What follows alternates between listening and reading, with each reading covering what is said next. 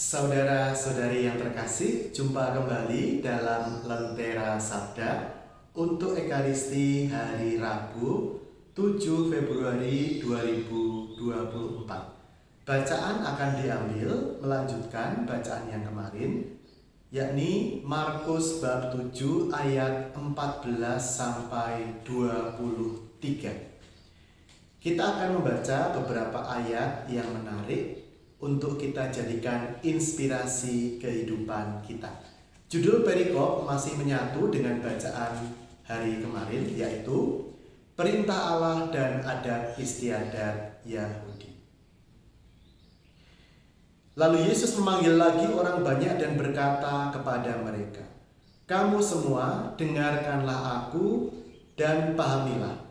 Tidak ada sesuatu pun dari luar seseorang yang masuk ke dalam dirinya dapat menajiskannya, melainkan hal-hal yang keluar dari dalam diri seseorang, itulah yang menajiskannya." Ayat 17.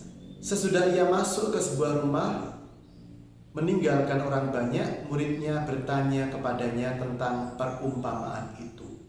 Jawabnya, "Apakah kamu juga tidak paham? Tidak tahukah kamu bahwa segala sesuatu dari luar yang masuk ke dalam diri seseorang tidak dapat menajiskannya? Karena tidak masuk ke dalam hati, melainkan ke dalam perutnya, lalu keluar ke jamban." Dengan demikian, Yesus menyatakan semua makanan halal. Ayat-ayat yang pertama tadi menjelaskan kepada kita bahwa Yesus adalah pembawa perjanjian yang baru. Betul, Yesus adalah seorang Yahudi. Seharusnya Yesus tunduk pada aturan-aturan Yahudi. Tetapi Yesus adalah Sang Mesias yang dinantikan oleh bangsa Yahudi. Maka dalam pengajarannya, Yesus menggunakan otoritas pribadinya sebagai Mesias untuk membatalkan beberapa praktik perjanjian lama, termasuk di dalamnya adalah soal makanan halal dan haram. Bagi Tuhan Yesus, semua makanan itu halal, karena yang menguduskan seseorang itu bukan makanan, tetapi adalah hati yang baik. Bukan soal apa yang dimakan atau diminum, tetapi adalah soal hati yang baik. Kita lanjutkan pembacaan kita. Katanya lagi, apa yang keluar dari seseorang itulah yang menajiskannya.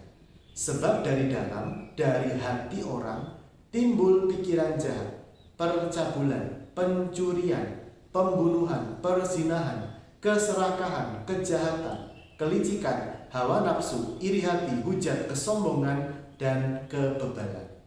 Semua hal jahat itu timbul dari dalam dan menajiskan orang. Apa yang barusan disampaikan Tuhan Yesus ini menanggapi apa yang dilakukan oleh orang Farisi dan ahli-ahli Taurat yang menekankan kebersihan alat-alat, kebersihan tangan, dan sebagainya. Mereka lupa bahwa yang harus dibersihkan adalah hati.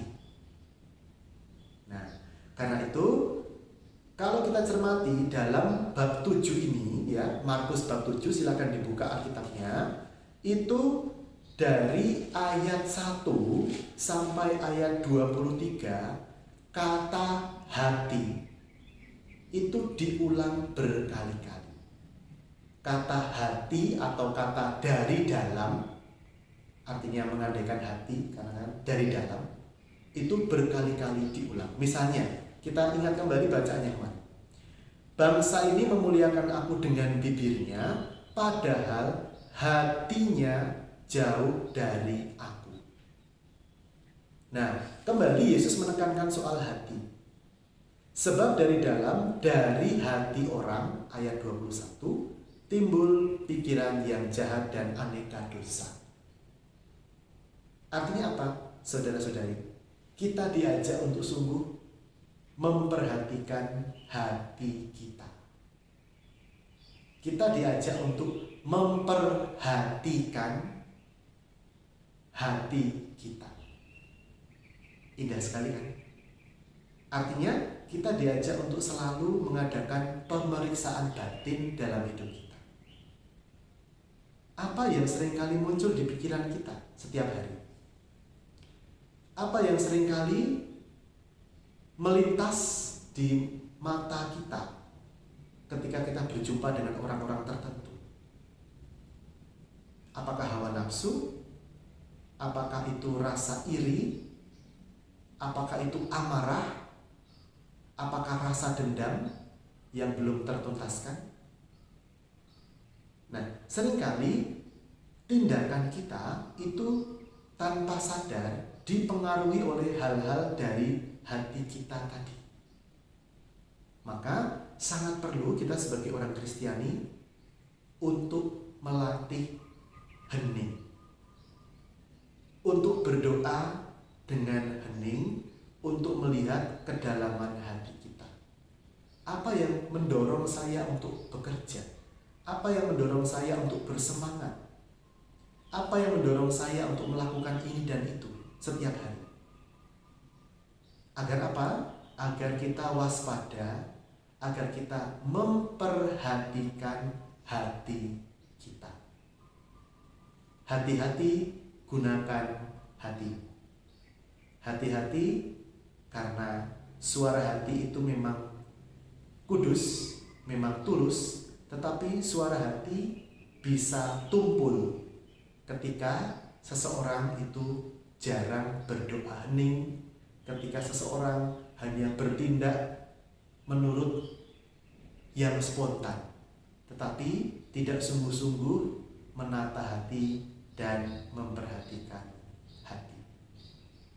Keluarga kudus menyertai kita, dan berkat Allah tercurah atas kita sekalian dan orang-orang yang kita kasih dan kita doakan, dalam nama Bapa dan Putra dan Roh Kudus. Amin. Silakan bagikan edukasi Alkitab sederhana ini kepada semakin banyak orang. Tuhan memberkati.